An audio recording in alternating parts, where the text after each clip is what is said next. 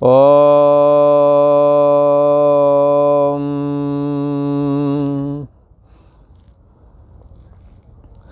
श्री योग वासिष्ठ के उपसम प्रकरण में श्री वशिष्ठ जी महाराज बोले, हे सुंदर मूर्ते राम जी, भगवान राम परम सुंदर हैं, सर्वांग सुंदर बताए गए हैं। और श्री वाल्मीकि रामायण जो है उसमें ये प्रश्न होता है कि सबसे सुंदर कौन, सबसे बलवान कौन, सबसे गुणवान कौन। हाँ, ऐसा कोई है? तो वाल्मीकि जी ने कहा ये सब गुण तो दशरथ नंदन श्री राम जी में सब पाए गए हैं। सबसे अधिक पराक्रमी, सबसे अधिक सुंदर, समस्त सद्गुणों के भंडार। श्री वशिष्ठ जी महाराज भी भगवान राम को विशेषण और नाम के आगे लगाते हैं, हे सुंदर मूर्ते राम जी। भगवान राम परम सुंदर हैं और क्या कह रहे हैं, हे सुंदर मूर्ते राम जी। यह सुंदर सिद्धांत कौन सा कथन करने वाला सिद्धांत है? उपसम प्रकरण। उपसम का मतलब होता है मन का निग्रह करना। जिसने मन जीत लिया, जितम जगत केन, जगत किसने जीता है? मनोजितम एन, जिसने मन को जीत लिया है, बोला उसने जगत जीत लिया है। यही तैर्जिता सर्गो ये शाम साम्य स्थितम मन, जिसने अपने मन को निर्दोष और सम बना लिया है तो वो निर्दोष और समरूप जो ब्रह्म है उसमें स्थित हो जाता है। तो उसने जीते जी इस सारे संसार को जीत लिया है, जिसने मन को जीत लिया है। ये गीता जी का कहना है। श्री वशिष्ठ जी महाराज कहते हैं, यह सुंदर सिद्धांत जो उपसम प्रकरण है, जिसमें ये बात बताई जाएगी कि मन के उपसम होने पर जगत का अंत संभव है। जगत की उत्पत्ति कैसे हुई है? विचार करके देखो प्यारे, जगत बना है मन से, तो उत्पत्ति कैसे हुई है? मन से हुई है। मन के माध्यम से ही सारे क्रियाकलापद पदार्थों की उत्पत्ति होती है। मन इंद्रियों के माध्यम से शरीर आदि सक्रिय हो जाता है और फिर वो क्रियाकलाप बनाते, मकान बना दिया, दुकान बना दिया, बिल्डिंग और बड़ा बड़ा मशीनरी बना दी। ये सब कैसे उत्पत्ति हुई? मन से हुई है। अच्छा, ये मन से उत्पत्ति हुई है, ये है कहाँ? जैसे बालक मिट्टी की सेना बनाता है तो मिट्टी से बनाई है, अपने उसके मन में आया होगा। तो मिट्टी की सेना कहाँ है? मन में है। और फिर जब खेल खत्म हुआ तो मिटा करके भागता है। तो मन से जब मन से विचार जब ये हट गया कि हमने नहीं अब खेलना, हो गया कमजोर, तो मिटा कर भाग जाते हैं। तो ये जगत की उत्पत्ति मन से है और मन में ही स्थित है। तो उत्पत्ति मन से है, ये बात तो समझ में आ रही होगी कि मन में जो आता है, आपके मन में आया चलो दिल्ली चलो तो दिल्ली चल पड़ोगे। आपके मन में आया लगता है झाड़ू लगा दे, तो झाड़ू लगाना रूप क्रिया तुम्हारे मन में स्थित है, दिखती बाहर है। तो इसी प्रकार से आपके मन में आया कि मैं विवाह करूं, तो विवाह रूप कर्म जो किया है वो तुम्हारे मन में है। ये कब तक रहेगा? जब तक तुम मन में रखोगे। तो स्थिति कहाँ है? मन में स्थिति है। तो इसका अंत कैसे होगा? इसका उपशम कैसे हो? तो जब मन को आप रोक लें, मन को सम बना लें, निर्दोष और सम मन मुक्ति का कारण कहा गया है। यहाँ कहते हैं कि यह जो सिद्धांत उपसम प्रकरण है, क्या है सिद्धांत? मनयो मनुष्याणाम कारणम बंध मोक्षयो। ये ब्रह्म बिंदु उपनिषद की श्रुति है। मन ही बंधन और मुक्ति का कारण है। क्यों भाई कारण है? क्योंकि मन से जगत उत्पन्न हुआ, मन में स्थित है, और मन के उपशम होने से जगत भी कैसा हो जाता है? बाधित हो जाता है। बाधित हो जाना के लिए क्या कहेंगे?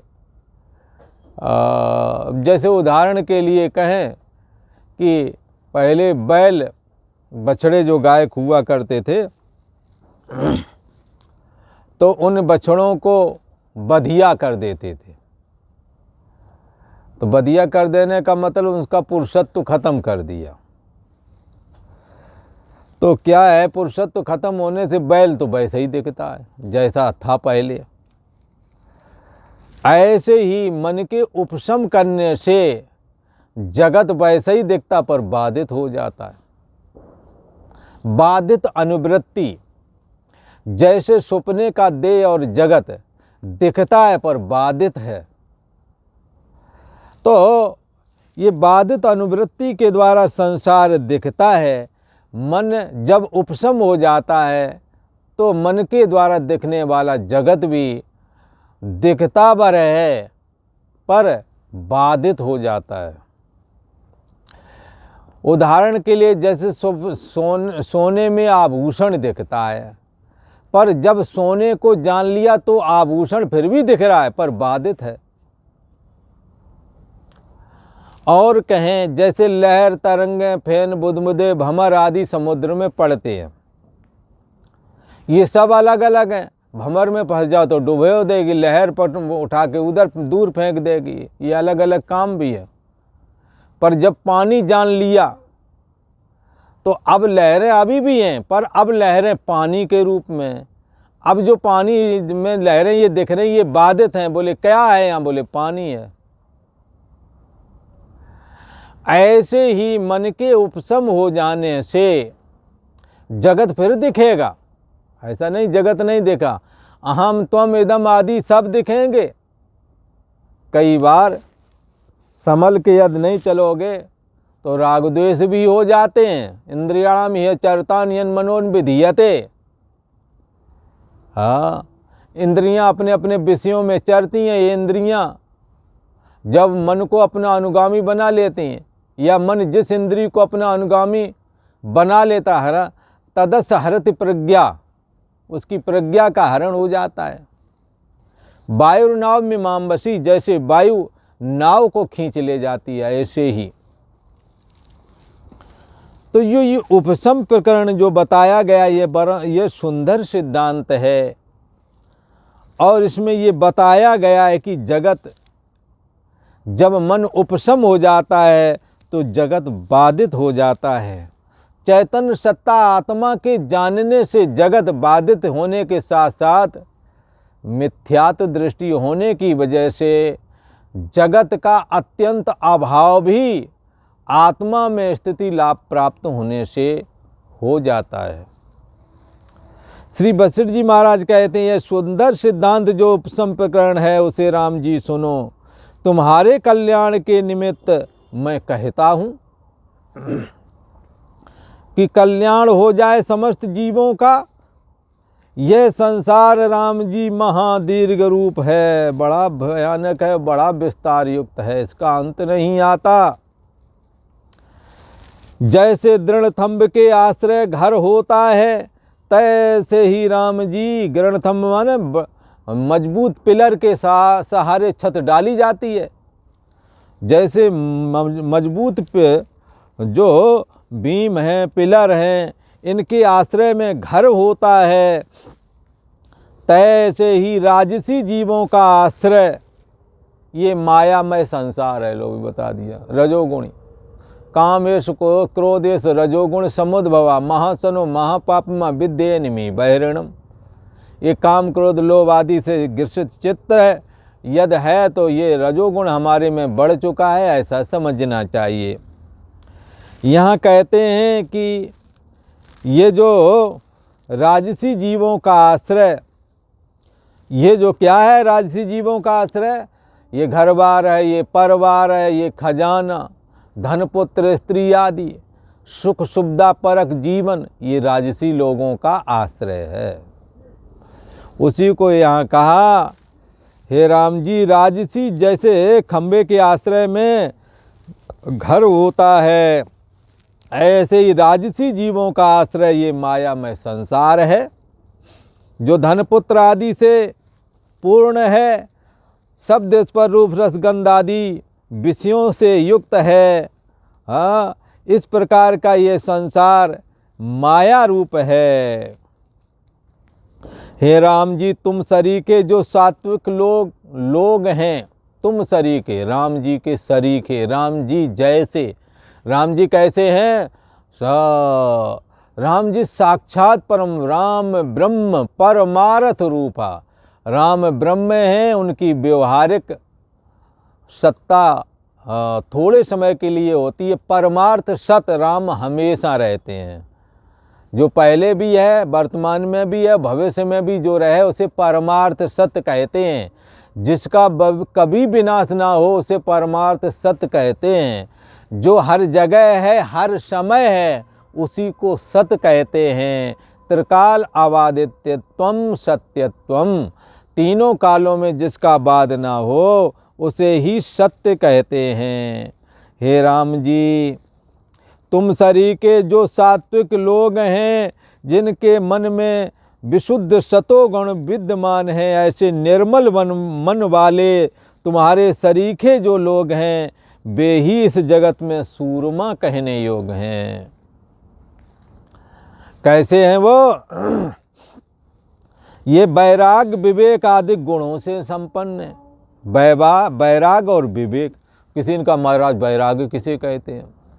हाँ, तो वैराग्य के लिए गीता में वैराग्य कितना होना चाहिए, तत्व ज्ञान के सुनने वाले को वैराग्य कितना होना चाहिए, गीता में बताई गई बात।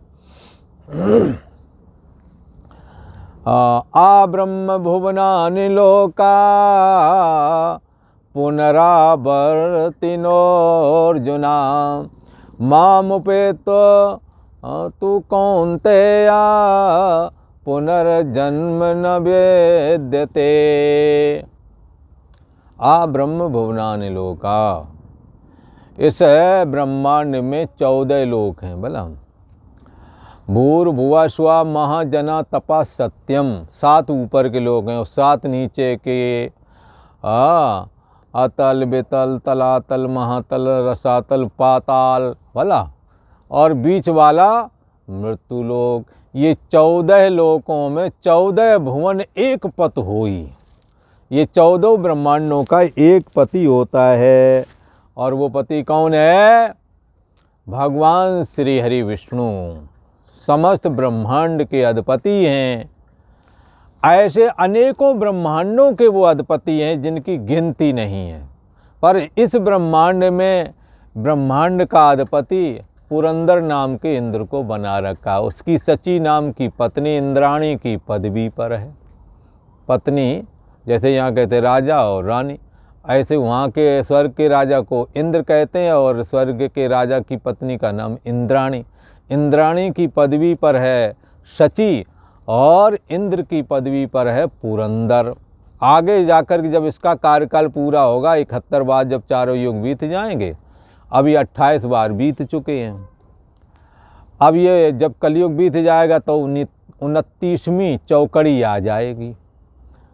और तब जो है इसी तरह जब 71 बार बीत जाएगा, 71 72 या ऐसे कुछ है गिनती, तो जब बीत जाएगा तब आगे फिर इस इंद्र का कार्यकाल पूरा हो जाएगी। कैवल्य निर्वाण अर्थात अंतर्यामी आत्मा में प्रविष्ट हो जाएंगे। इसी को कहते हैं कैवल्य निर्वाण। परचन व्यक्तित्वपना ये बाधित कर लेंगे और बाधित करके शुद्ध सर्वाधिष्ठान चैतन्य सत्ता जो आत्मा है, स्वयं अस्मि वो मैं हूँ, ऐसे दृढ़ समाधि में स्थित होकर के अपने प्राणों का उत्क्रमण कर देंगे और ब्रह्मलीन हो जाएंगे। साथ में इनकी पत्नी भी शुद्ध चैतन्य सत्ता में लीन हो जाएगी। तब जा कर के जो पाताल में रहने वाला प्रहलाद का नाती, प्रहलाद के विरोचन हुए, विरोचन के बलि हुए, बलि के बाणासुर, इस तरह से उनके प्रहलाद की परंपरा है। तो उनकी प्रहलाद की परंपरा में राजा बलि हैं, जब ये पुरंदर रिटायर हो जाएंगे, पुरंदर जब निर्वाण को प्राप्त हो जाएंगे, तो दूसरे इंद्र का अभिषेक किया जाएगा इंद्र पदवी पर, जिनका नाम राजा बलि है, उन्हीं को किया जाएगा। इनकी पत्नी जो विंध्यावती हैं, ये इंद्राणी की पदवी पर बैठेंगी। ये भी निर्वाण को प्राप्त हो जाएंगे। ये सब कौन है? विष्णु तेज। इन्हों में विष्णु तेज प्रकट होता है। विष्णु तेज क्या है? तो चैतन्य सत्ता ही सब में समाया हुआ है, वो मैं हूँ। विष्णु हो परम पदम, यही विष्णु का परम पद है। इस चैतन्य सत्ता आत्मा को जान करके सब में जो विद्यमान है वही मुझ में है, जो मुझ में है वही सब में है। ऐसे दुर्लभ बोध के सहित जो विष्णु को 100 यज्ञों के द्वारा संतुष्ट करते हैं परमात्मा श्री हरिनारायण को, उन पर वो कृपा करके उसे इंद्र की पदवी देते हैं। तो इस प्रकार से ये कहते हैं कि वहाँ वो कौन सा लोक है? स्वर्ग लोक, जहाँ पर ये बैठते हैं। पर स्वर्ग से भी ऊपर भूर्भुवः स्वः महाजना तपा सत्यम, सत्यलोक कहते हैं ब्रह्मलोक को। विष्णु भगवान के उपासक उसी को वैकुंठ धाम बोलते हैं। ये सत्यलोक की महिमा है। जो विष्णु, क्योंकि परमात्मा एक ही है, सबका अंतरात्मा ही परमात्मा है। वो सतोगुण से विष्णु रूप होता है, रजोगुण से ब्रह्मा रूप होता है, तमोगुण से रुद्र रूप होता है। तो सत्यलोक की ये महिमा है। शिव जी के उपासक वहाँ जाएंगे, उन्हें शिवमय दिखाई पड़ेगा। ब्रह्मा जी के उपासक जाएंगे, उन्हें ब्रह्मलोक दिखाई देगा। और इसी प्रकार से विष्णु भगवान के जाएंगे तो चतुर्भुजाधारी वैकुंठ धाम दिखेगा। तो एको देवा सर्वभूतेषु गुणा, एक ही देव सब में है, इसीलिए सत्यलोक में सबको इस तरह से ब्रह्मलोक, वैकुंठ लोक और शिवलोक की अनुभूति होती है। क्योंकि परमात्मा की माया बड़ी बलवान है, जिसके अंदर जाके मने भावना जैसी, और सत्यलोक में प्रभु मूरत देखी तिन तैसी।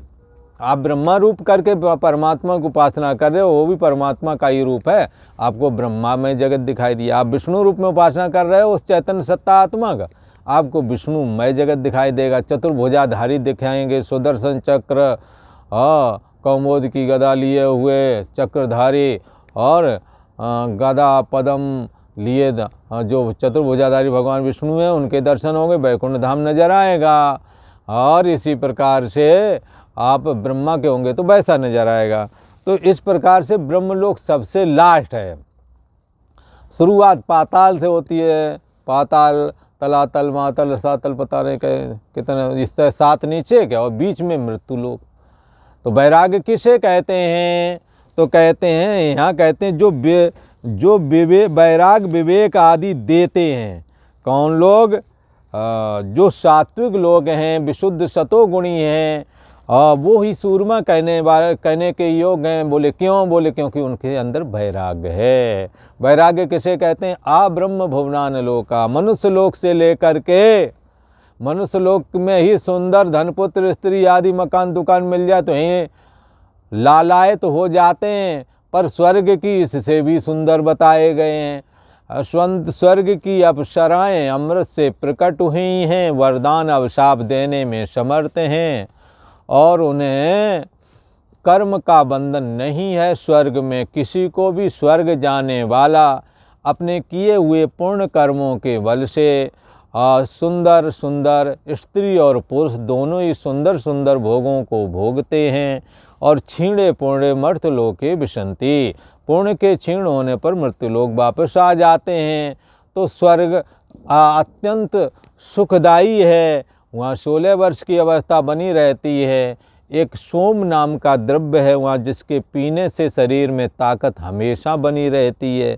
स्वर्ग का गिरा हुआ आदमी जब मृत्युलोक में आता है तो उसके कुछ पूर्ण इंद्र बचा देते हैं, उनको खर्च नहीं होने देते। उसके बल से यहाँ धनाढ़ और कुलवान परिवार में जन्म लेता है। और यहाँ भी जब जन्मता है तो बड़े घराने में, इज्जतदार घर में, बड़ी शान शौकत से रहता है। पर यदि वो भगवान के पूर्व के भक्ति के संस्कार हैं तो उसके बल पर वो पुनः भगवान की भक्ति चालू कर लेता है। तो इस प्रकार से वो वहाँ से स्वर्ग से गिरा हुआ आदमी यहाँ आकर के भोग विलासता रूप संस्कार लेके आया। इसलिए भोग विलासी परिवार बड़े घराने के होते ही हैं, तो उन्हें ये सुख सुविधा यहाँ मिल जाती है। तो वहाँ के सुखों को जो छोड़ दे उसे कहेंगे बैराग। और उससे भी अत्यंत उत्कृष्ट लोक है ब्रह्मलोक। वहाँ मानसिक तौर पर बड़े सुंदर भोग उपलब्ध हैं जिनका कभी अंत नहीं आता। ब्रह्मलोक में गीता ने कहा मनुष्य लोक से लेकर के ब्रह्मलोक पर्यंत जो भोगों को नहीं चाहता उसी को बैराग कहते हैं। इसलिए ब्रह्मलोक लो भोग जो चाहे सबन का त्याग, वेद अर्थ ज्ञाता मुनि कहाँ ताय बैराग, उसको बैराग कहते हैं। मतलब इसी प्रकार विवेक, विवेक किसे कहते हैं अगर ऐसा कहें तो कहते हैं अविनाशी आत्म अचल जग ताते प्रतिकूल, ऐसो साधन ऐसो साधन विवेक है सब साधन को मूल। अविनाशी क्या ऐसा विचार होना चाहिए, अविनाशी तो एक आत्मा ही है और ये जो जगत है उसके प्रतिकूल है। अविनाशी आत्मा है तो जगत कैसा है, नाशवान है। ऐसा विवेक यदि तुम्हारे अंदर है तो आप विवेकी कहलाएंगे।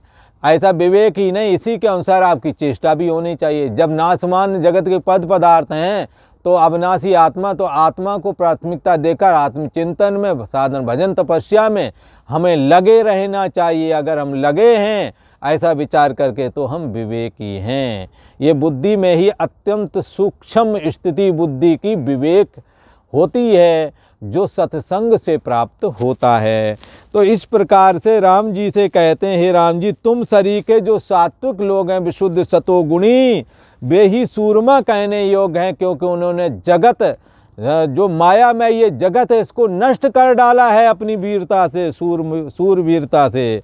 क्यों, कैसे, बोले जो बैराग जो है उनके अंदर, विवेक जो है उनके अंदर, जो बैराग विवेक आदि के गुणों से संपन्न हैं, वे लीला करके यत्न के बिना ही खेल में संसार माया का त्याग कर देते हैं। इसलिए ये सूरमा कहने योग्य हैं। और जो बुद्धिमान सात्विक लोग जागे हुए हैं और जो राजस और सात्विक हैं वे भी उत्तम पुरुष हैं। और आज इतना ही। ओम।